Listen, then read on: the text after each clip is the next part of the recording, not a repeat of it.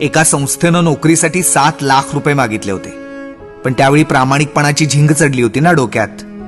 आता विचार येतो, त्यावेळी एवढे पैसे द्यायला कर्ज तरी कशावर काढणार होतो.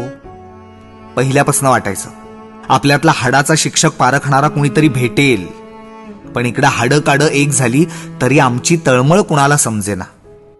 परमनंट होईन या आशेनं शाळांमध्ये हजेरी लावली. आमच्या वेळची बरीच मित्र पैसे भरून नोकरीला लागली.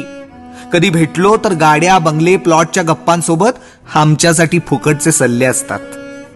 एक बरं आहे, कुणाचं चांगलं बघून आमचं आतडं तुटत नाही, कारण या शाळेतल्या मुलांमध्ये जीव रमतो.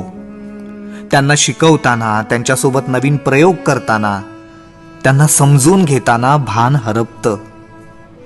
वाटतं या आनंदाची किंमत कोणीच करू शकत नाही.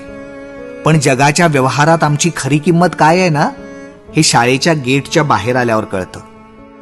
बायको ट्युशन्स घेते, मी संध्याकाळी पिग्मी गोळा करतो.